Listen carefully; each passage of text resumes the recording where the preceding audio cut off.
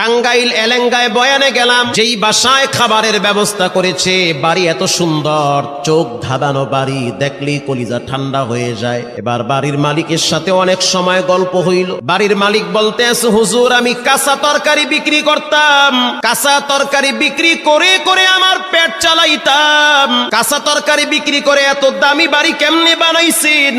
এক কথায় তার উত্তর হলো, তা তিনি বলল যে আমার রব আমাকে এই নিয়ামত দান করেছে, অল্পের ভিতরে বরকত বাড়ায়া দিছে। আমি বললাম কেমনে এই বরকত আসলো, কোন রাস্তা দিয়া? তিনি জবাব দিতেছে, প্রতিদিন সকালবেলা আমি সবজি কেনার জন্য গ্রামে যাই। কষ্ট হয় আপনাদের?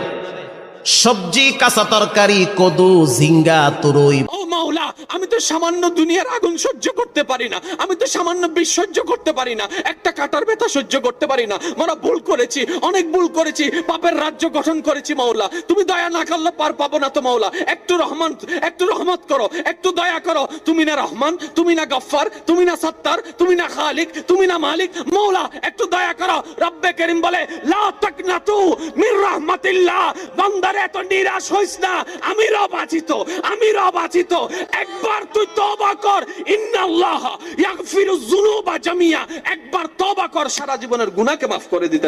ও মাওলা, আমি তো সামান্য দুনিয়ার আগুন সহ্য করতে পারি না, আমি তো সামান্য বিষ সহ্য করতে পারি না, একটা কাটার ব্যথা সহ্য করতে পারি না। মোরা ভুল করেছি, অনেক ভুল করেছি, পাপের রাজ্য গঠন করেছি মাওলা। তুমি দয়া না করলে পার পাবো না তো মাওলা। একটু রহমত করো, একটু দয়া করো। তুমি না রহমান, তুমি না গফফার, তুমি না সত্তার, তুমি না খালিক, তুমি না মালিক।